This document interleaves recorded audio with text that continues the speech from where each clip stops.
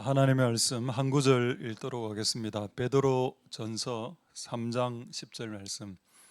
그러므로 생명을 사랑하고 좋은 날 보기를 원하는 자는 혀를 금하여 악한 말을 그치고 그 입술로 괴휴를 말하지 말고. 아멘.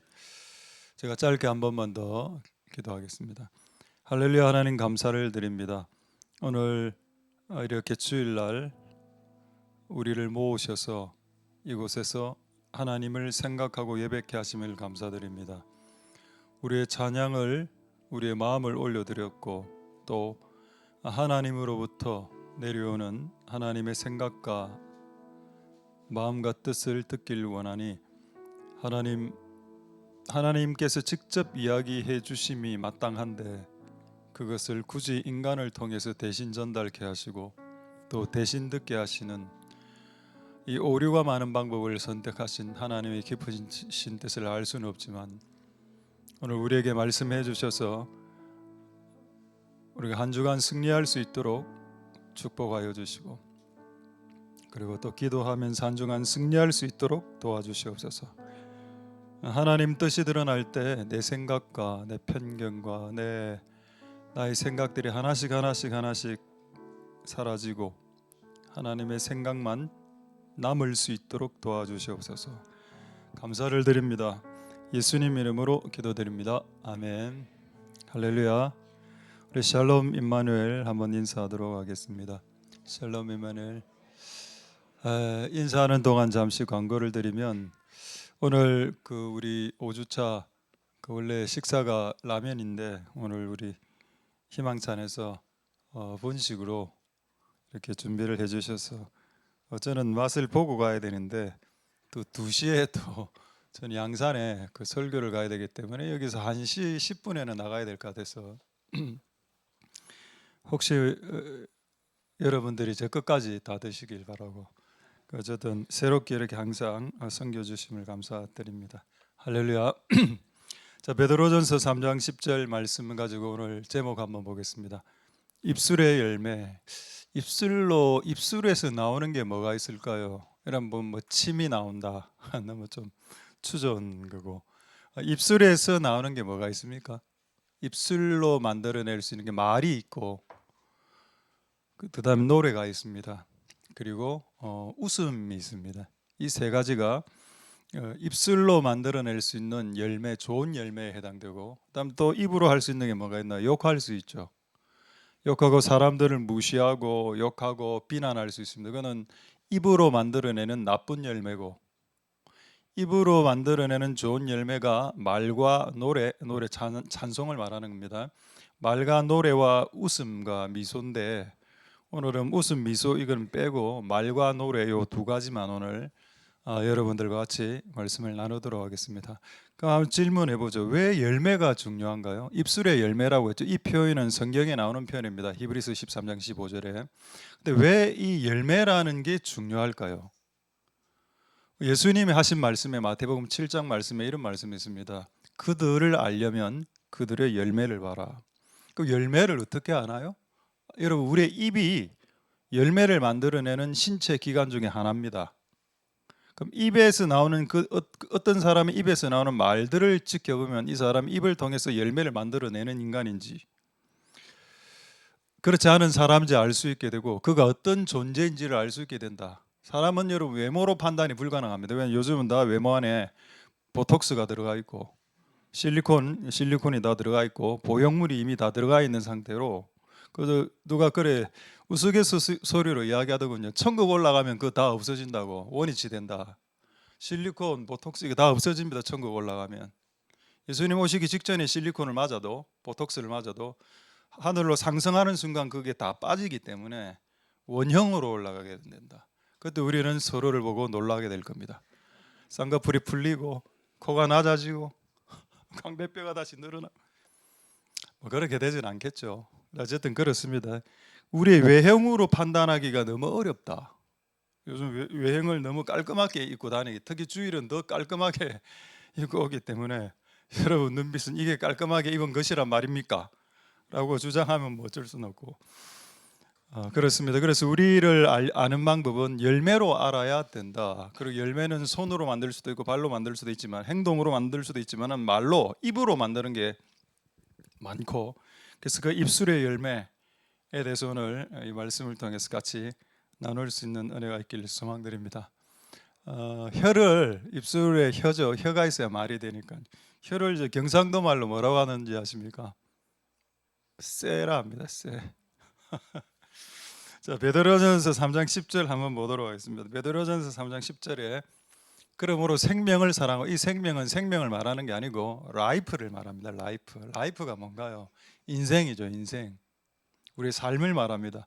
네가 네 인생을 사랑한다면, 우리가 뭐 60, 80, 120, 100살, 124입니다. 그게 나의 인생의 길이죠.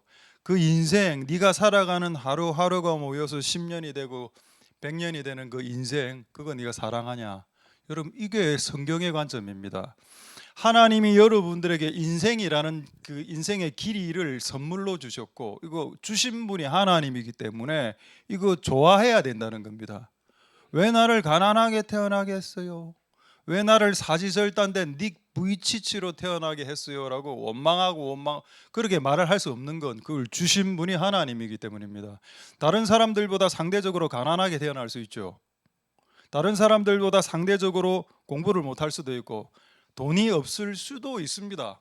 근데 그 인생 라이프를 주신 분은 하나님이다. 그렇다면 그 인생을 사랑해야 되겠죠. 할렐루야. 뭐 영화 잘 안 모르지만 옛날에 무슨 영화를 하나 봤는데 2차 대전, 그 인생은 아름다워, 내용 다 아시죠? 전쟁터에 다 죽어가는데, 자식들 가족들 다 죽어나가는데 그 인생이 아름답다는 내용입니다. 그럴까? 내가 가난하게 태어나고 부모도 없이 태어나고 돈도 없이 태어났는데 이 인생을 사랑해라고요? 근데 여러분, 다시 이 구절 한번 봅시다. 베드로전서 3장 10절. 네 인생을 사랑해라라고 나와 있습니다. 너 엄마가 없는데요. 저도 지금 엄마 아빠 없습니다. 자녀들이 말을 안 듣는데요. 그래도 네 인생을 사랑해라. 와이프가 나를 힘들게 합니다. 남편이 저를 힘들게 한, 그래도 네 인생을 사랑해라. 라는 게 기독교의 관점인 이유는, 그 인생을 당신에게는 힘들어 보이는 그 인생일지라도 그것을 주신 분이 하나님이시기 때문에 하나님 주신 모든 것을 소중히 여기고 하나님 나에게 주신 모든 것을 사랑할 수 있어야 됩니다. 할렐루야. 기독교의 성경책은 예수 믿어 구원받는 책 맞죠? 예수 믿어 천국 가는 책 맞습니다. 그럼 이 땅에서는 지옥처럼 살아야 됩니까? 그럼 나는 죽어서 천국 갈 거니까 그게 나의 최고의 99%의 100% 중에 99%내 목적이니까 1%가 해당되는 이 땅에서 삶은 매일매일 지옥처럼 최악처럼 살아가도 됩니까? 그렇지 않죠. 기독교는 여러분 죽어 천국 가는 교가 맞지만은 살아 천국처럼 사는 겁니다. 죽어서도 천국에 가는 거지만 지옥 같은 이 땅에서 천국처럼 살아내는 게 기독교죠. 그 시작이 뭔가요? 하나님 너에게 주신 생명, 네 라이프, 인생, 그걸 사랑하냐는 겁니다. 저는 골병 들었습니다. 저는 억울합니다. 나 너무 힘들게 살았어요. 근데 다 힘들게 삽니다. 지금 여기 중에 저 편하게 삽니다라고 손드는 사람 지금 저밖에 없네요. 다 아주 힘들게 사죠. 전 요즘 편합니다. 거짓말입니다. 저도 힘들어 죽겠습니다. 요즘 정말로 힘들어 죽겠습니다. 정말로. 그런데 성경은 뭐라고요? 생명을 사랑하라. 네 인생, 너에게 주신 인생 라이프를 사랑해야 된다. 그래야 지금 그 다음 내용으로 넘어갈 수 있기 때문입니다. 인생을 사랑하지 않는 자는 막 욕하겠죠. 막 함부로 말하겠죠. 에이, 되는 대로 살 거야. 캐세라 세라 이런 말 들어봤습니까? 될 대로 되라. 그런 이야기들 들어보신 적 있죠. 근데 인생을 사랑하는 자, 하나님 나에게 주신 선물인 나의 라이프, 비록 좀 힘들지만 이 라이프를 사랑하는 사람은 좋은 날 보기를 원한다는 겁니다. 이 좋은 날 보기는 영어 성경에 두 가지 번역으로 번역되어 있습니다. 하나의 번역은 NIV 이런 계열의 번역은 good day라고 되어 있습니다. 좋은 날, good day, 복수로 되어 있죠. 또 한 번역본은 happy day라고 되어 있습니다. happy, 행복하다.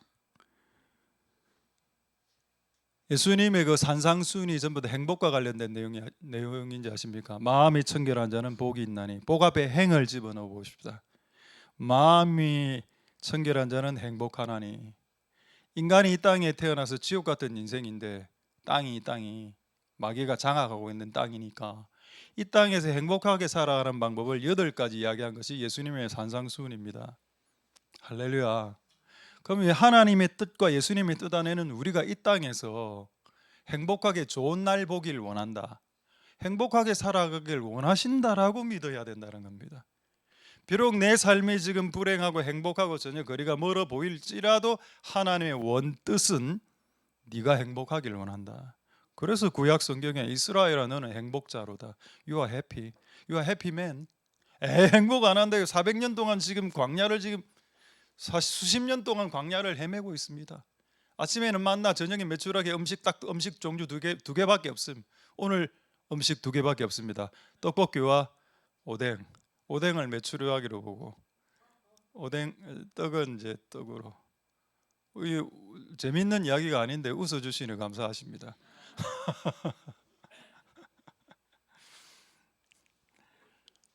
할렐루야. 하나님이 우리를 행복하게 하시길 원하십니다.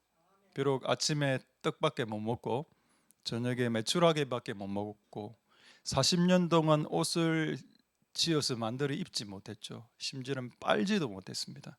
40년 동안 빨지도 못한 옷을 입었는데도 옷에서 냄새가 나지 않았죠. 그 기적적인, 어떻게 보면 평균 이하의 삶, 중산층 이하의 삶을 살았지만은 행복했다는 겁니다. 할렐루야. 그래서 어쨌든 여러분 그런 은혜가 있기를 소망드립니다. 그렇다면 그 방법을 이제 말씀드리죠. 베드로전서 3장 10절 다시 보겠습니다. 자, 이제 나의 인생을 사랑하겠습니다. 하나님 나에게 주신 인생 이제 사랑하죠. 그리고 좋은 날, 해피데이 보고 싶습니다. 이게 죄가 아닙니다. 해피데이를, 행복한 날을 보기 원치 않아요라는 게 오히려 죄일 수 있습니다.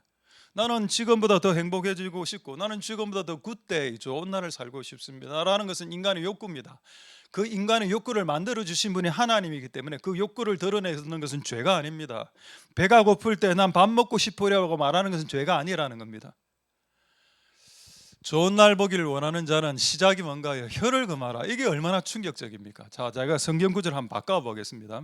생명을 사랑하고 좋은 날 보기를 원하는 자는 기도를 하루에 5시간씩 해라. 이렇게 말하지 않았습니다.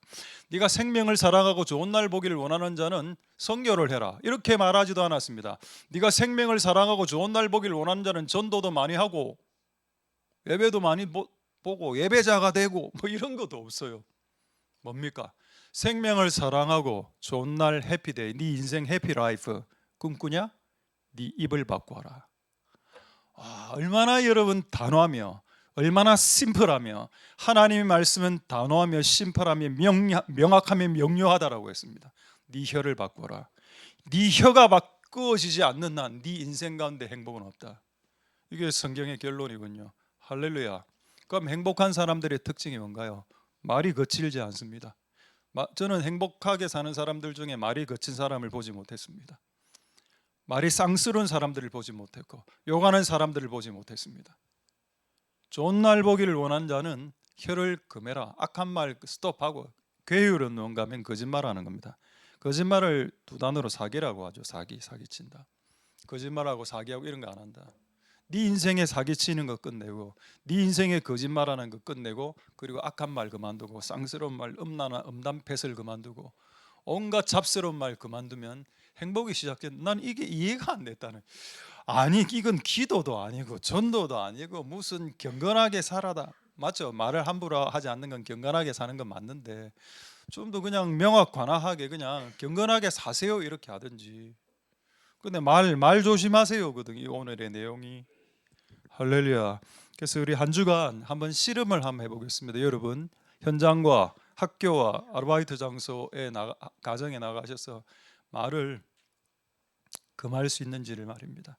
자, 왜 이런지에 대해서 오늘 몇 가지 답을 이제 말씀드리려고 합니다. 먼저 재미있는 말씀 한번 볼까요? 초대교회 때 성령님이 처음 인류에게 내렸습니다. 그게 초대교회 사건이죠. 그게 사도행전 2장 3절. 근데 한번 보겠습니다. 사도행전 2장 3절 4절에 불의 혀 같이 갈라지는 것이 저희에게 보여 불의 혀가 각 사람의 머리 위에 이렇게 떠 있었습니다. 그 그림을 제가 조금 이따 보여드릴 거고, 각 사람 위에 불의 혀가 떠 있었고, 그 다음에 4절에 저희가 다 성령 충만 받아 말하게 하심. 자, 지금 불이 내렸습니다. 성령이 충만했습니다. 자, 성령이 충만한 증거가 뭔가요? 1번 방언, 2번 마음이 뜨거워짐, 3번 눈물과 감동, 4번 말이 바뀜. 뭘까요? 당연히 4번이죠. 이런 방언은 뭔가 합니까? 방언은 말이 바뀐 겁니다. 기존에 쓰는 말하고 다른 언어로 언어 자체가 교체가 된 거죠. 그리고 이 내용에 대해서는 5절 6절에 나옵니다. 그들이 말을 했던 내용이 뭐라고 나오는가 하면은 하나님을 높이는 내용이다. 그럼 그 이전에는 이 사람들 어떤 식으로 이야기했을까요? 자기를 높이고 자기 인생을 자랑하고 자기 가족을, 자기 자식을, 우리 자식 서울대 들어갔어요, 나는 지금 돈 많이 벌고 있어요, 자기를 계속 높이는 인생인데, 성령의 충만함 딱 받고 나니까 주님을 높이더라. 주님이 최고예요. 하늘을 위해 땅 위에 주님밖에 없습니다. 주밖에는 다른 복이 없습니다 라는 말투로 바뀌게 되니까, 성령 충만하는 방언이 아니고, 저도 방언합니다. 성령 충만하면 방언이 아니고, 성령 충만의 증거는 내 마음이 뜨거워져서 눈물을 한번 주룩 흘리는 게 아니고, 눈물을 한번 주룩 흘리고 밖에 나가서 욕하는 사람 저는 봤기 때문에, 눈물 한번 손 흔들고 찬양하고 주룩 흘리는 게 성령 충만이 아니고, 그 사람의 존재가 바뀌는 건데, 그 사람의 존재가 바뀌는 것을 성경은 말이 바뀌는 것으로 이야기하고 있다는 겁니다. 다른 언어로 이전에 내가 쓰던 용어가 바뀌고 쓰던 단어가, 쓰던 용어가, 쓰던 것들이 교체되기 시작하는 게, 그게 여러분 성령 충만한 겁니다. 그게 하나님 오신 증거고, 그게 성령을 받은 증거인데, 2장 3절을 보겠습니다. 불의 혀라고 말하고 있죠. 한번 사진 한번 볼까요? 이게 불의 혀입니다. 혀 모양인데, 만약에 여러분 성령이 불의 혀 모양으로 오지 않고 불의 귀 모양으로 왔으면 어떻게 됐을까요? 귀의 모양으로 성령이 내렸으면 하나님의 말씀을 들으라, 뭐 이렇게 생각하면 되겠죠. 만약에 성령이 손가락 모양으로 다섯 손가락 모양이 이렇게 임했으면 네 손으로 타인을 섬겨라, 뭐 이 정도 되겠죠. 근데 왜 혀로 왔냐면, 혀로. 성령님이 내려오실 때 비둘기의 모양으로 내려오시는 경우도 있고요, 다양한 모양으로 내려오는데, 왜 초대교회 성도들이 그래 혀의 모양으로 내려오셨냐는 겁니다. 혀라는 것은 정말 중요하고, 인체 부위 중에 뼈가 없는 부위가 혀죠. 코도 연골이 있고 귀도 연골이 있습니다. 연한 골, 부드러운 뼈를 연골이라고 하죠. 그런데 혀는 뼈가 없습니다. 절제가 안 되고 컨트롤이 안 되는 존재죠. 요거를 성령이 장악하겠다는 겁니다. 성령님이 내려오시면 네 혀부터 잡는다. 네 손과 네 뇌를 잡는 것이 아니라 네 말을 잡는다는 겁니다. 그래서 여러분들이 나 성령 충만해요, 나 성령이 내 안에 있어요 라고 말을 하고 말이 안 바뀌죠. 그럼 조금 의문 가져야 됩니다. 내가 진짜 성령 충만한 사람인가? 말은 성령 충만해. 근데 말이 너무 거칠어요. 말이는 막 그 사람이 말을 하고 나면 사람들이 막 기분이 나빠하고 나갑니다. 그럼 여러분, 그거 성령 충만 아닐 수도 있고요, 그 사람 구원 못 받을 수도 있습니다. 못 받는 사람일 수도 있습니다. 그래서 우리가 열매로 그들을 알 수 있고, 그 열매라는 것은 말인데, 일반적으로는. 그래서 우리의 말이 바뀔 수 있기를 소망드립니다. 할렐루야. 이거 신약 성경 말씀 아닙니까? 구약에 만약에 이런 유사한 말씀이 있으면 저 믿겠습니다. 신약에만 있는 말씀이네요. 아닙니다. 구약에도 있습니다. 구약 사무엘상 10장 6절 한번 보겠습니다. 사무엘상, 이거 제가 아까 올리라고 했습니다. 사무엘상 10장 6절 한번 올려주시죠. 자, 사무엘상 10장 6절. 내게는 여호와의 신이 크게 임했고 너는 그들과 함께 예언을 하고 변하여 새 사람이 되죠. 이 새 사람은 뉴맨이 아닙니다. 그럼 어떤 단어일까요? Another man입니다. 다른 종류의, 다른 퀄리티의, 다른 질의 사람이 된다. 근데 여러분, 성령님이 오면 사람의 질이 바뀌고 사람의 퀄리티가 바뀌고 사람의 그 수준이 바뀝니다. 옛날에 헌 사람에서 새 사람으로 바뀌는데, Another man으로, Another 레벨의 Another man으로 바뀌는데, 그게 딱 하나 이야기하고 있죠. 예언이라고 말합니다. 예언이 뭔가요? 여러분, 이 사람이 예언을 하기 전에는 어떤 말을 했을까요? 자기 말을 했습니다. 내 머리에서 생각 나오는 대로 말을 쏟아붓고 내 생각대로 말하고 내 생각대로 판단하고. 근데 성령이 임해서 예언을 하게 되면 하나님의 말을 전달하죠. 말이 바뀝니다. 그래서 여러분 구약 성경이나 신약 성경이나 결론이 뭔가요? 성령이 임하면 말이 바뀐다는 겁니다. 말이 바뀌지 않았다면 죄송한데 구원도 흔들릴 수도 있다. 여러분의 말을 바꿔야 되겠습니다. 할렐루야. 이 말 바꾸는 거 그렇게 야고보서에 말을 컨트롤할 수 있는 사람은 완벽한 사람, 영어 성경으로 퍼펙트 맨이라고 나와 있습니다. 네가 온전한 사람이 되길 원한다면 말을 컨트롤할 수 있어야 된다. 말이 컨트롤 안 되죠. 아직 미성숙한 사람이란 뜻입니다. 미성숙하고 아직 난 성숙하지 못해요. 어쨌든 여러분들은 그런 사람들을 되지 않길 소망드립니다. 할렐루야. 성령 충만은 뭐라고요? 하나님 오신 증거는 방언이 아니라, 방언은 그냥 기본적으로 하는 거고, 완전 방언을 기본입니까? 방언 기본입니다. 그러니까 안 하셔도 됩니다. 안 하셔도 되고 억지로 안 하시려도 해도 되지만은 우리의 말이 바뀌는 것은 더 기본 중에 기본 중에 기본이라는 겁니다. 성령님이 오셨을 때에 우리의 언어가 바뀌는 것은 그건 당연한 일이죠. 내 존재가 바뀌었는데 내가 쓰는 용어가 바뀌는 것이 합당합니다. 할렐루야. 그런 은혜가 있을 수 있길 소망드립니다. 그래서 제가 이 말씀을 준비하면서 어떤 생각이 들었느냐, 그럼 하나님의 말투, 하나님은 과연 어떤 식으로 말을 했을까? 성경에 나오는 하나님이 하신 말들 중 가장 최초의 말은 뭘까? 그게 창세기 1장 2절에 나와 있습니다. 3절에 나와 있습니다. 한번 확인해 보도록 하겠습니다. 이게 여러분 공식적으로 성경에 적혀 있는 하나님의 첫 번째 말입니다. 하나님이 가라사대 빛이 있으라. 야, 이게 빛이 있으라. 이게 하나님이 이 땅에서 온 우주에서 처음 인류에게 하신, 이 땅을 향해 하신 하나님의 말씀이죠. 빛이 있으라. 자, 이 의미를 알려면 이 하나님의 말투를 이제 우리는 배워야 되는데, 이 하나님의 말투를 배우려면 왜 어떤 맥락에서 이 말을 했는지를 봐야 되는데, 그 맥락이 2절에 나와 있습니다. 자, 2절 볼까요?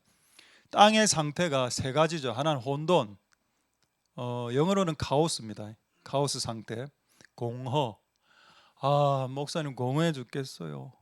가을이 되니 마음이 텅 빕니다. 공허. 흑암, 어두워 죽겠어. 내 삶은 어둡습니다. 무덤과 같아요.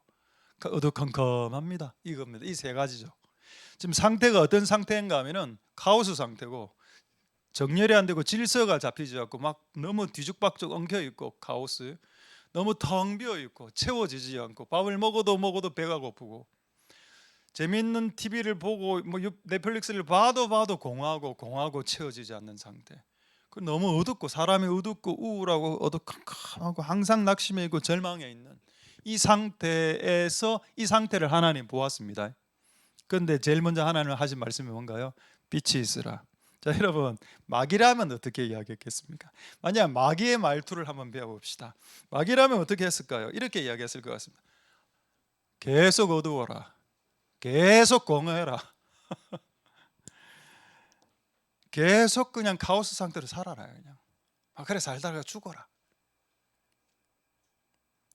제가 안 좋은 무슨 다큐멘터리 기독교를 막 이렇게 하는 깨는 무슨 프로였는데, 아마 최근에 몇 년 전에 일어났던 사건인 것 같은데, 목사님 좀 이상한 목사님인데, 그 어떤 여자분이 상담을 갔는데, 하여튼 가스라이팅 당했어요. 이 여자분이, 이 집사님인가. 그리고 몸에 큰 질병이 걸린 겁니다. 그 목사님이 그 가스라이팅 당한 목사님 또 찾아가서, 목사님 내가 지금 죽을 병에 걸렸는데 어떻게 해야 될까요? 저 그거 테레비로 그대로 봤습니다. 그 목사님 뭐라 했는가 하면, 그럼 죽어야죠 이랬다. 그 여자 자살해서 죽었습니다. 내가 이 목사는, 이거는 내가 봤을 때는 구원 못 받을 확률이 100%다. 여러분, 성경에 여러분 한 형제를 실족해서 죽으면 연자맷돌 나오지 않습니까? 나는 그 프로를 보면서 너무 내가 두렵더라고. 혹시 나도 그렇게 한 적 있나? 아니 힘든 사람이 왔을 때, 어둡고 공하고 캄캄한 사람이 왔을 때, 그러면 죽으세요. 사는 게 힘드니까 죽으세요 라는 말을 할 수 있냐는 겁니다. 하나님스럽지 않죠. 하나님은 어둠과 캄캄함과 혼돈과 카오스를 향해서 빛이 있으라라고 이야기했습니다. 지금 현재의 상황과 정반대로 이야기했다는 겁니다. 하나님 말투가. 하나님 지금 현재의 상태에 대해서 팩폭하지 않습니다. 너 지금 내가 딱 보이 어둡네. 딱 보이 지금 공허 지금 25일 차네. 지금 안 되겠다 네 인생. 접어라. 만약 이렇게 이야기한다면 막이겠죠. 하나님 그렇게 이야기하지 않습니다. 하나님은 절대 팩트 폭격을 안 합니다. 팩폭. 요즘 우리 청년들, 우리 다음 세대들 중에 많이 하는 거죠. 상대방의 어떤 문제에 대해서 팩폭하고, 그게 여러분 몰라 어떤 면으로는 좋을 수 있을지 모르겠지만은 예수님은 그런 식으로 말한 적이 한 번도 없습니다. 상대방에 대해서, 상대방의 죄나 이런 것이 들춰졌을 때 그걸 팩트 폭격하는 적이 예수님 사례나 하나님 사례는 단 한 건도 없습니다. 우리가 이제 하나님의 말투를 지금 배워가야 되겠죠. 할렐루야. 빛이 있으라는 말은 뭔가요? 그의 상황과 어두움과 그 고통의 상황 속에서 그 상황을 묘사하지 말고, 네 너무 힘드니까 앞으로도 더 힘들어질 수 있기를, 하려면 힘들 텐데 될 수 있을까라고 그걸 장황하게 그 힘든 상황을 묘사하지도 않았고, 예수님은, 하나님은 그 힘든 상황을 부정적으로 이야기하지도 않았고, 오히려 더 그 힘든 상황과 현실의 상황과 정반대로 오히려 이야기하더라는 겁니다. 그러나 하나 의구심이 딱 들더라고. 그렇게 하니까, 야, 너무 무책임한 말 아니야? 지금 이 사람은 힘들어 죽겠고 어두워 죽겠는데 하나님 딱 나타나셔서 빛이 있으라. 에이, 너무 무모해. 현실성 없는 말투, 실현 불가능한 말을 하는 말, 그 헛된 말, 너무 비효율적이고 현실과 전혀 괴리된 동떨어진 말을 마치 그냥 하는 그 말투, 빛이 있으라, 빛이 있을 거야 라고 하는 그 말투, 여러분 동의하십니까? 그렇게 할 수 있을까요? 그렇게 하는 것이 합당합니까? 약간 헛된 말 같지 않습니까? 현실성 있는 말 같아 보이나요? 근데 이제 이게 정리가 되더군요. 왜 하나님은 그렇다면 그렇게 무모한, 현실성 없는, 실현 불가능할 것 같은 말을 그렇게 하시냐 이 말입니다. 이유가 뭔지 아십니까? 그분은 아버지이기 때문입니다. 아버지는 자식을 바라볼 때 자식이 어둡고 문제 많고 사고치고 이래 해도 항상 저 말하죠. 잘 될 겁니다. 하나님이 우리 아버지이시기 때문에 우리의 팩트를 폭격하지 않고 항상 플러스로 이야기한다는 걸 제가 알게 됐습니다. 기도원이 소심장이죠. 뭡니까? MBTI로 치면 IN 계열입니다. E가 아니고 외향성이 아니고 내향성 I. 너무 겁이 덜덜, 미래한 사람들, 군인들이 왔다 갔다 하니까 벌벌벌 떨면서 밀을 타작을 하려면 밀 타작기에 이어서 밀을 타작하면 군인들이 와서 빼들어 가니까 밀을 그냥 포도주 돌리는 그 안에 집어넣어 가라. 얼마나 소심했으면은. 근데 그때 천사가 나타났죠. 천사가 나타나서 하나님의 말을 전달합니다. 강한 용사여 일어나라. 너는 미디안에서 이 나라를 구원하게 될 것이다. 할렐루야. 강한 용사입니까? 그 강한 용사입니까? 아니죠. 우리의 단어로 치면 찌질입니다. 루저, 찌질이. 근데 하나님은 기드온을 바라봐. 기드온은 하나님의 자녀죠. 하나님의 백성입니다. 하나님의 친아들입니다. 봤을 때 아니 너 강해. 에이 하나님 너무 헛된 말이다 라고 볼 수 있겠지만 하나님은 그렇게 이야기하십니다. 할렐루야. 예수님 시대 때 직업군이 있는데 최하위 직업군에 있는 사람이 베드로였습니다. 최상위는 이제 공무원들부터 시작해서 최하위로 내려가 어부까지 내려가는데 베드로가 어부를 하고 있었죠. 예수님이 베드로에게 나타났습니다. 예수님이 뭐라고 이야기했습니까? 베드로에게 최하위 직업군을 가지고 있는 어부인 베드로에게 이렇게 이야기했죠. 너는 지금은 물고기를 낚고 있지만 너 사람 낚는 어부가 될 거다. 아직 일어나지 않은 일입니다. 그리고 베드로가 한 번도 생각해보지 않은 일입니다.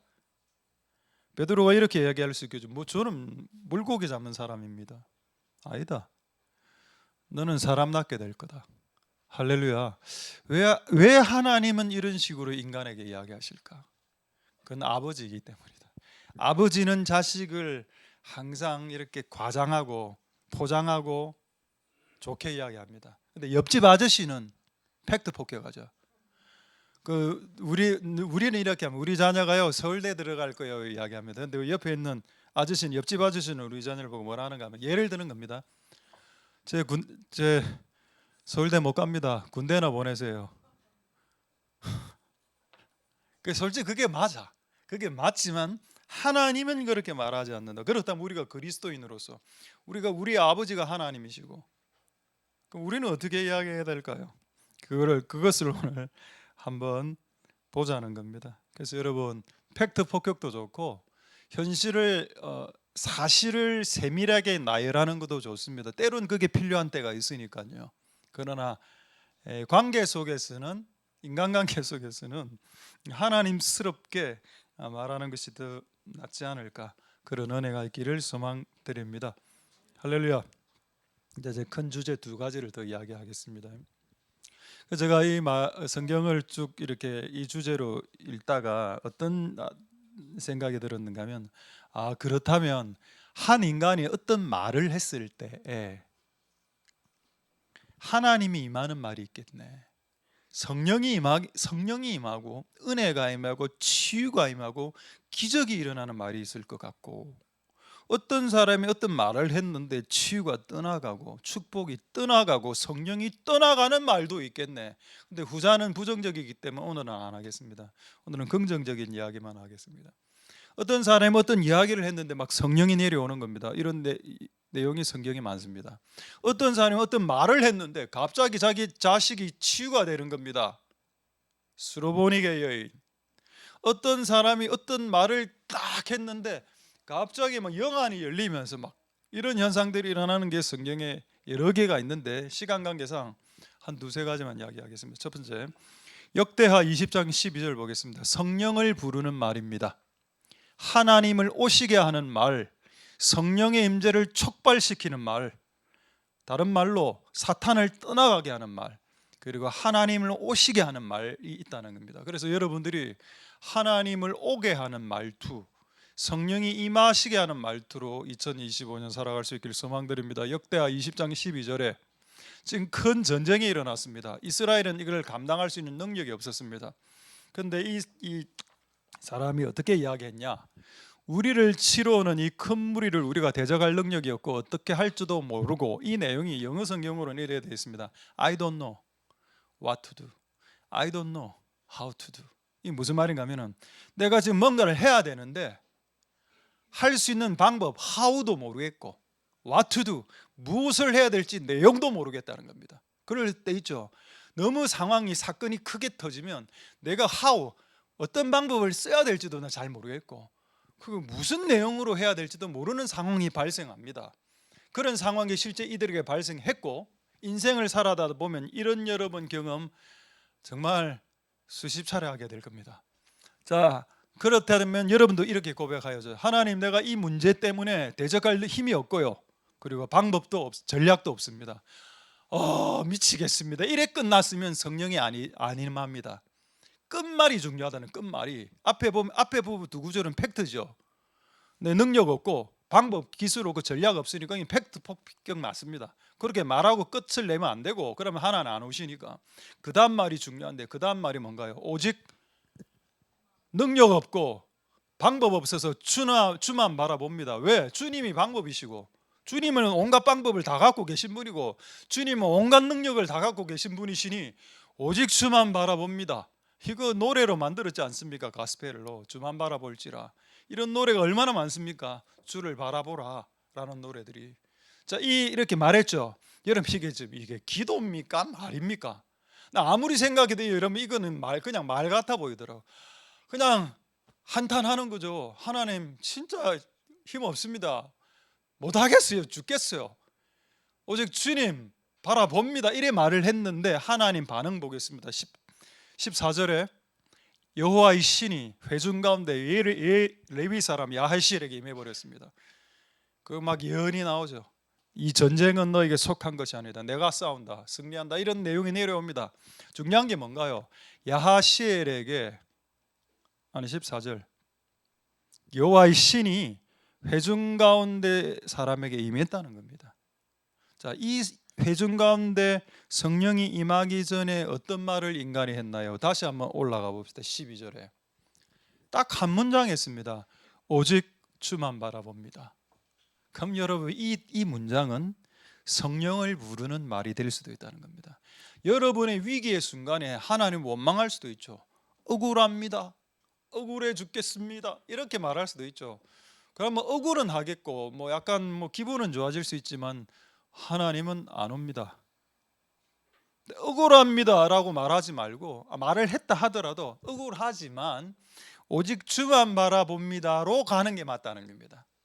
앞에 팩트 폭격을 좀 하더라도 너무 힘들고 억울해 죽겠지만 오직 주만 바라봅니다라고 말하면 야실에게 임했던 여호와의 신이 우리에게는 임하지 않는다는 것을 가르치기 위해서 이 기록이 적혀 있는 겁니까?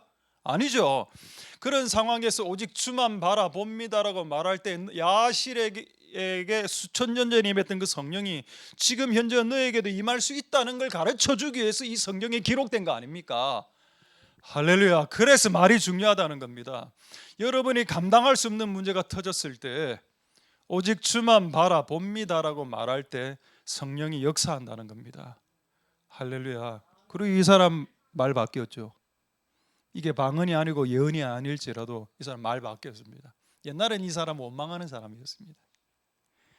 할렐루야. 그래서 저는 맞다. 나도 우리의 상황이 아무리 힘들고 어려워도 주만 바라봅니다 라고 말을 하는 것이 정말 중요하다.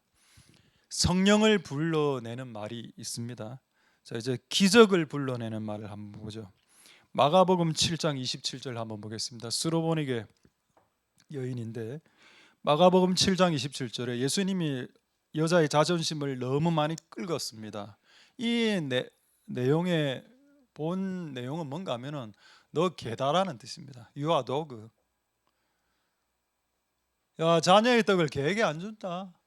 그 수로보네 여인이 그 당시 이방인들을 개로 취급했기 때문에 유대인들 입장에서는 야, 너 이방인이잖아. 너 개지. 그럼 나 안 줘. 은혜 같은 거 안 줘라고 예수님이 일부러 끌건 겁니다. 그 자존심을. 왜 여러분 왜 자존심을 끌었을까요? 여자분들이 자존심에 걸리면 많은 것을 잃어버리는 존재이기 때문입니다. 남자들보다. 저는 제가 이 사건을 보면서 만약 남자에게 만약에 이 사건을 했다면 만약에 저한테 내가 지금 우리 자녀가 치유가 돼야 되는데 예수님 저보고 윤호야 너는 개다. 저 개입니다. 나 아마 그래 했을 것 같아. 저 개띠입니다. 이래가 막 복받고 저는 누가 나를 욕하는 게 솔직히 나는 힘들지 않거든요. 누가 나의 자존심을 긁거나 굶으면 또 좋지 뭐. 나는 누가 나의 자존심을 좀 끌어줬으면 좋겠습니다. 그러면 저는 항상 그렇게 반대로 생각은 이번에 복이 오겠구나. 근데 여자분들은 상대적으로 남자와 여자를 비교, 여자는 조금 더 감정적으로 치우친 쪽이 있기 때문에 여자분들은 감정이 딱 꽂히면 발끈합니다. 그렇죠. 그래서 나는 이 사건이 여자 엄마 아닙니까? 이거를 예수님이 이렇게 던진 이유가 있는 것 같아요. 예수님이 베드로 보고 개라고 하나 안 했거든요.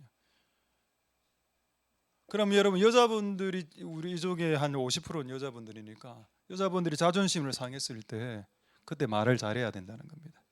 그러면 그게 복이 될 수 있다는 거죠. 어쨌든 자존심 끓였습니다. 28절 보겠습니다. 여자가 대답했습니다. 주여 옳습니다. 예수님 말 100% 맞습니다. I am dog란 뜻입니다. 저 개 맞습니다. 이래 나오죠. 그러면서 한번 또 월월 했겠죠. 멍멍. 저 개 멍멍 이래 나오니까 예수님이 속으로 너무 놀란 겁니다. 내 자존심을 끌었는데 이 여자가 상아래 개들도 아이들을 먹든 부스러기 먹습니다. 그 다음 구절 보죠. 29절입니다. 예수께서 가라사대 이 말을 했기 때문에 네 딸이 나았다라고 했습니다. 맞죠? 이 여자가 지금 예수님께 기도했습니까? 말 한마디 제대로 잘한 겁니다. 어떤 말 했습니까? 예수님 저 개 맞습니다. 제가 이때까지 인생 개처럼 살아왔고요. 맞습니다. 예수님 말 틀린 말 한마디도 없습니다. 100% 수긍했죠. 그랬을 때 예수님이 말합니다. 이 말을 했기 때문에 너희 자녀가 치유된다. 할렐루야. 근데 이 말을 못해서 치유 안 되는 사람도 난 좀 많다고 생각합니다. 자존심이 걸렸을 때, 자존심이 걸려버렸을 때 이 말을 못했기 때문에 인생의 숙제와 난제가 해결되지 못한 사람을 저는 많이 알고 있습니다. 나는 여러분들이 이 주제를 뛰어넘을 수 있기를 소망드립니다. 최근에 우리 어떤 분하고 어떤 목사님하고 이야기를 하면서 진짜 저거 충격적인 실화라는, 우리나라에 있었던 실화라 하던데 듣고 오늘 이 내용하고 너무 흡사해서, 무슨 내용인가 하면은 이분이 목사님인데, 지금 목사님 되셨는데 장애를 가진 목사님인데, 어릴 때 아버지가 너무 술 중독에 술만 딱 먹으면 애를 패고 욕하고 패고, 그 유아학대, 그 자기가 초등학교 때입니다. 초등학교 때 얻어맞고 발로 밟히고 막 이런 시기를 겪었는데, 그날은 아버지가 완전히 술을 퍼마시고 갖고 야구바따를 휘둘러 갖고 애를 때렸는데 애 다리가 부러진 겁니다. 그 자리에서. 그러고 이제 걔는 어릴 땐 얘는 교회를 다녔으니까, 그래 다리가 부러진 상태에서 딱 서갖고 그 아버지에게 이렇게 이야기했다. 90도 인사를 했답니다. 90도 인사를 딱 하고 아버지 감사합니다라고 이야기했답니다. 근데 그 말을 딱 하고 나니까 하나님의 음성이 들렸는데, 이 음성이 들렸다면 너 이제 되었다라고 했답니다. 그리고 그 이후에 은사가 하나 부어지는데, 어떤 은사가 부어지면 서울대생들이 가지는 은사랍니다. 포토그래픽. 책을 이렇게 보면은 책을 그냥 찍어서 외우는, 그게 암기법적인, 저는 그런 거 없습니다. 저한테 기대하지 마시고, 공부 잘하는 애들이 이런 은사를 받는데 그걸 받았다 하더라고. 책을 보면 다 찍어버리는 겁니다. 외울 필요가 없어. 책 자체가 찍히니까. 그 책을 이렇게 넘기면 다 책 한 권을 그냥 외워버리는 서울대생들의 일부가 갖고 있는 은사를 이 친구가 받은 겁니다. 여러분, 우리의 삶이 힘들고 고달프지만은 그 힘들고 고달픈 순간에 우리의 혀를 금해야 됩니다. 만약 아버지가 나를 때려서 다리가 부러졌을 때, 이 아버지가 이 아버지 보소 이래 나오면 그냥 인상 그냥 끝나는 거고, 아버지 감사합니다, Thank you Father 이래 하고 이제 하나 받는 게 더 안 낫습니까? 안 낫군요. 더 나을 것 같아요. 성령님을 부르는 말이 있고 기적을 불러내는 말이 있습니다. 할렐루야. 이제 한 예만 더 이야기하죠. 예를 하나만 더. 창세기 45장 5절을 한번 보겠습니다. 자, 창세기 성령을 부르는 말, 치유를 부르는 말, 기적을 부르는 말, 이런 말들 중인데 창세기 45장 5절에 이런 말씀이 있습니다. 요셉이죠. 요셉을 팔았습니다. 형님들이 인신매매 당했죠. 중고등학교 시절에 인신매매 당했고, 이제 그 형님들을 십수년 만에 만나서 요셉 왜 형님들이 요셉을 못 알아봤는가 하면은, 이스라엘 사람들은 머리를 길르고 수염을 기르고 이집트 스타일은 머리를 밀고 막 대머리로 밀고 그다음에 수염을 밉니다. 이집트 영화 보면 아시죠? 파라오가 다 머리 밀더라 아닙니까? 그러니까 못 알아본 겁니다. 동생을. 자, 십몇 년 만에 만났고 그 동생을 만난 상태에서 동생은 형님을 알아봤죠. 아, 이놈들 내 파란 형이네. 내가 가만두지 않으리라. 그러면 다 죽여줄 수도 있었지 않습니까? 그런데 이때 요셉의 말투가 성경에 기록되어 있죠. 당신들이 나를 이곳에 팔았으므로 근심하지 마소서. 오히려 그들을 걱정해 줍니다. 아버지가 나의 다리를 때려서 다리가 부러졌는데 아버지를 향해서 감사합니다라고 말하는 내용하고 똑같죠. 당신들이 이곳에 근데 팩트 폭격을 합니다. 네가 이곳에 판 건 사실이야 이놈아, 이거 아닙니까? 형님들 너희들 네가 나를 팔았지, 그래 그거는 잊지 마라 라고 말한 건 있었지만은 근심하지 마라. 상대방을 위로해 주죠. 한탄하지 마소서. 하나님이 당신들 생명을 구원하시기 위해서 나를 당신 앞에 보내신 겁니다. 하나님이 나를 보낸 거지 내가 인신매매 당한 것이 아닙니다 라는 고백입니다. 할렐루야. 이 말이 어떤 말인가요? 이 말이 이집트의 국무총리가 될 수 있는 그릇의 말입니다. 말투입니다. 할렐루야. 그러니까 여러분, 우리의 말이란 것이 너무 중요하다는 거죠. 한 두 가지만 이제 이야기하고 말씀하시도록 하겠습니다. 어디를 보시는가 하면은 잠언 18장 21절 한번 보겠습니다. 잠언 18장 21절에 이런 말씀 있습니다. 죽고 사는 것이 혀의 권세에 달렸다. 죽는 것이 사는 것이 혀에 달렸다고.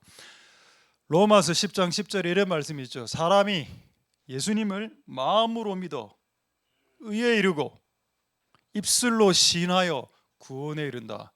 여러분, 우리가 예수님을 공적으로 나 예수님 믿고 내 죄가 예수의 피로 사함 받습니다라고 공적으로 고백할 때 예수를 믿는 것을 확증하는 겁니다. 그렇죠. 내가 믿는 예수를 내 입술로 고백하지 않는 자가 구원받을 수 있습니까? 죽고 사는 것이 생사가 나의 구원조차도 내 입과 혀에 달려 있는 것은 사실입니다, 여러분. 할렐루야. 근데 어쨌든 그런 걸 구원을 빼고서라도 이 땅에서 우리가 살아갈 때 죽고 사는 것이 혀에 달려 있는 것이 분명히 맞습니다. 할렐루야. 자, 이제 마지막 한 주제만 말씀하고 말씀 한 5분을 마치도록 하겠습니다. 자, 시편 57편 6, 7절 보고 마치겠습니다. 그래서 제가 성경에 입술의 열매란 게 아까 제가 말과 노래라고 했죠. 여러분, 히브리서 13장 15절에는 우리의 입술에서 나가는 찬송이 입술의 열매라는 구절이 있습니다. 자, 그렇다면 이 구절로 오늘 정리를 하고 말씀 마치겠습니다. 시편 57편 6절 한번 보겠습니다. 내용이 어떤가요? 암울하죠. 내가 걸어가고 있는 나 인생인데 누가 장애물을 낳았어. 그래서 그 장애물에 이 친구가 걸려 넘어진 겁니다. 내가 잘못한 게 아니고 나의 원수, 나를 싫어하는 존재들은 나를 싫어해서 나를 걸려 넘어지게 만들었고, 그래서 이 친구 뭐라나요? 팩폭하죠. 내 억울하다. 이게 팩트입니다. 억울해 죽겠다. 와, 진짜 내 인생. 아니, 하나님 살아 계시나? 내 영혼이 왜 이렇게 억울해? 내가 주를 위해서 걸었는데 왜 내 인생은 날마다 병 걸리고 날마다 돈 없고 날마다 되는 거 다 안 되고 사고 터지고, 사고 하나 터지면 또 사고 터지고 억울해 죽겠습니다라고 끝을 내지 않았다는 겁니다. 이 내용이 7절 볼까요? 분명히 억울하죠. 근데 억울한데 이 사람이 뭐라고 이야기하냐? 하나님, 억울한 건 사실인데, 팩트니까 사실인데 내 마음을 확정하겠습니다. 오늘부터 노래하고 찬송하겠습니다. 이래 이야기했죠. 그 노래와 찬송의 내용 그 밑에 계속 나옵니다. 할렐루야. 아까 제가 노래가 뭐라고 했나요? 찬송이 입술로 만들어낼 수 있는 열매라고 했습니다. 할렐루야. 우리가 억울한 상황에서 노래를 만들어서 찬송하면은 입술의 열매가 되고, 그렇게 하면 하나님이 내려오십니다. 성경에 그 말이 있거든요. 시편 22편에 이스라엘이 찬송할 때 하나님 그곳에 내려오신다고. 입술의 열매가 맺어지는 것에는 성령님이, 하나님이 내려오신다는 겁니다. 형님들이 나를 팔았지만 하나님이 나를 보내셨습니다라는 입술의 열매를 맺었을 때 아마 그 공간은 화해의 공간이 되면서 성령이 저는 강력하게 임했을 것이라고 저는 봅니다. 그 공간에서 마찬가지 억울해서 6일 동안 억울하게 치여서 살아와서 오늘 예배당에 왔다. 진짜 이래 하지 말고, 하나님 내 마음이 확정되었습니다. 내가 노래와 찬송으로 주님을 높이리라라고 노래하면 그게 입술의 열매가 되고 그곳에 하나님의 영광이 임재하신다. 분명히 적군들이 나를 향해서 공격해 오는데 우리가 뭐 할 방법, how도 없고 무엇을 해야 될 내용, what도 없습니다. 그런데 오직 주만 바라봅니다. 사람 쳐다보지 말고요. 사람은 여러분들에게 도움을 못 줍니다. 거의. 사람을 쳐다보지 마시고 주만 바라봅니다 라고 하면 성령님이 오신다는 겁니다. 야하시엘에게 마셨던 성령. 할렐루야. 말씀을 마치겠습니다. 어쨌든 이 역사가 이번 한 주 동안 여러분들에게 일어날 수 있게 되기를 소망드립니다. 기도하겠습니다. 자, 오늘 말씀을 생각하시고 우리 한번 기도하고 찬양 주만 바라볼지라 하고 나의 영혼이 잠잠히 그 후렴부부터 이어서 같이. 자, 우리 한 번만 딱 기도할 때 하나님, 우리 한 주간 입술의 열매, 말로 그리고 찬송으로 맺게 도와주시고, 그래서 성령이 임하고 하나님 임하는 그런 한 주간에 되게 축복하옵소서. 그리고 동성으로 한번 기도하도록 하겠습니다. 기도하겠습니다. 할렐루야. 하나님 감사를 드립니다. 주님 역사하여 주시고 기름 부어 주시기를 소망드립니다. 하나님 아버지 도우소서. 역사하여 주시고 은혜 베풀어 주시기를 소망 드립니다. 주님 도와주시고 은혜 베풀어.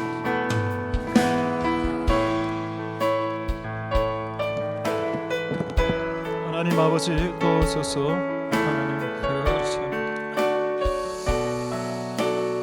하나님 역사하여 주시고 불쌍히 여겨 주시기를 소망합니다.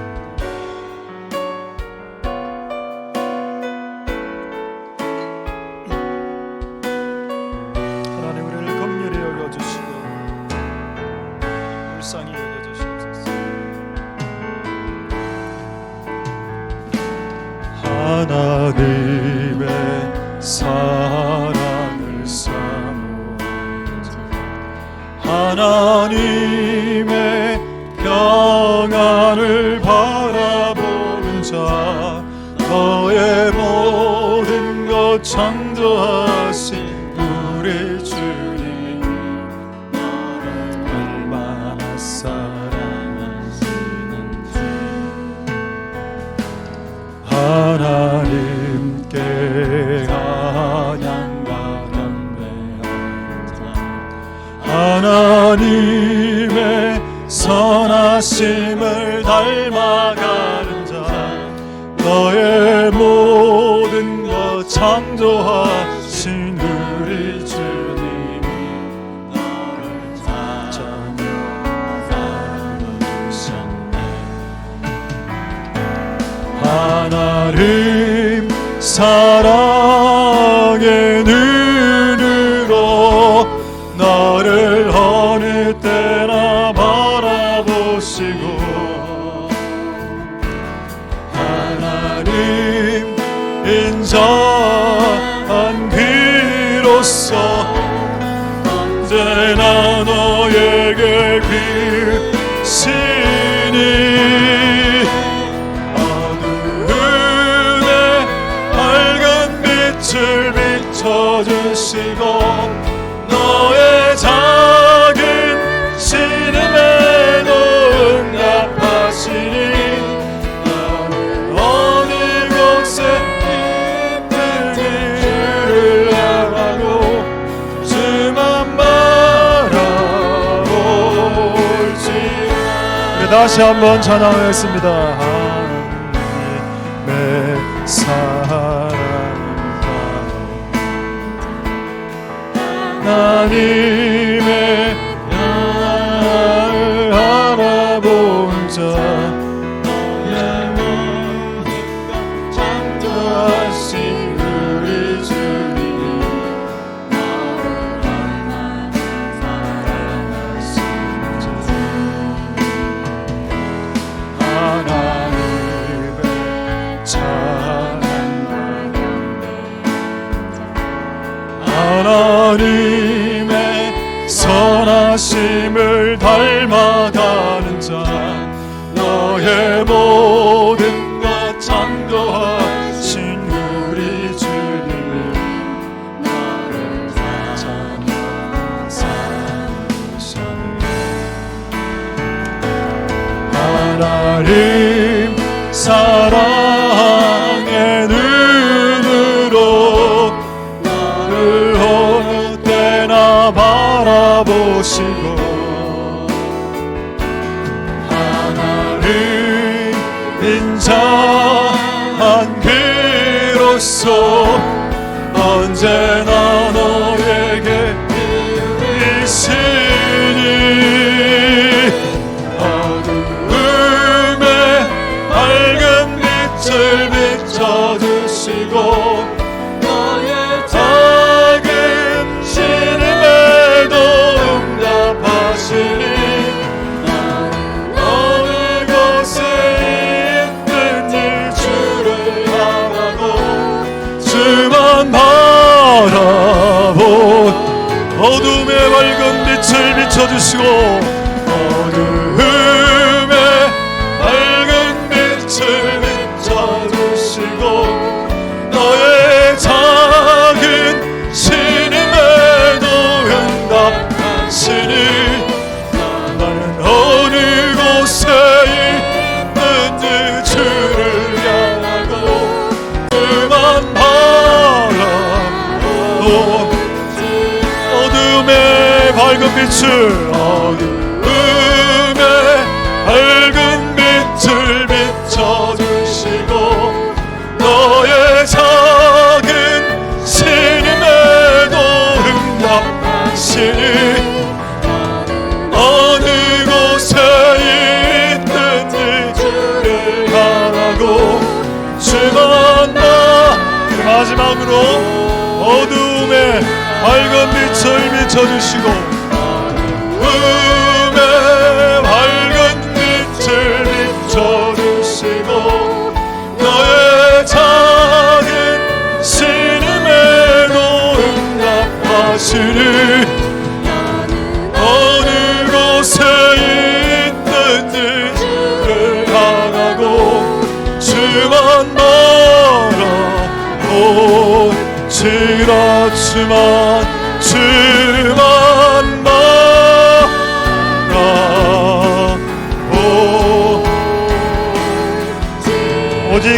오직 주만이 나의 반석,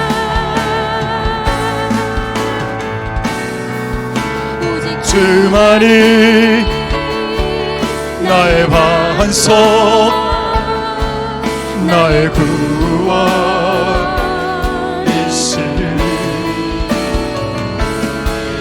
오직 주만이 나의 산성, 내가 요동치 아니하리. 오직 주만이 나의 반석, 나의 구원이시니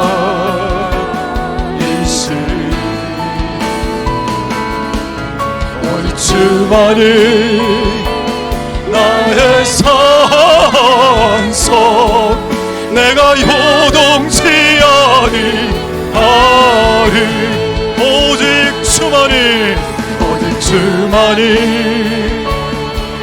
나의 반석, 나의 구원이시니 오직 주만이 나의 산석, 내가 요동치 아니. 마지막으로 찬양하겠습니다. 오직 주만이 나의 반석, 나의 구원이시니 오직 주만이 나의 산성, 내가 요동치 아니하리. 내가 요동치 아니하리. 내가 요동치 아니하리.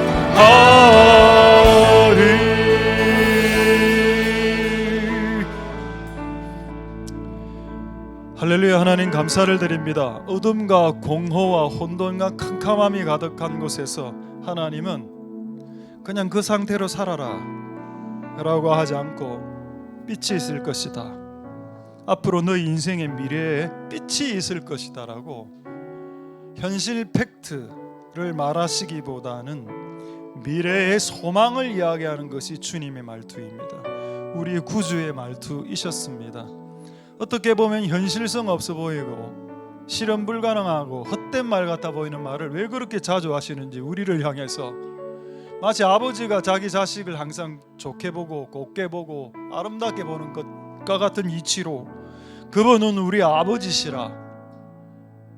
자녀가 미흡하고 실수 많아도 잘 될까, 잘할 수 있더라고 이야기하는 것처럼 옆집 아저씨가 들으면 이해가 안 되지만은 그 아버지와 그 자녀의 관계 속에는 그게 당연한 말처럼 들려지는 그 은혜가 한 주간 있을 수 있도록 축복하여 주시옵소서.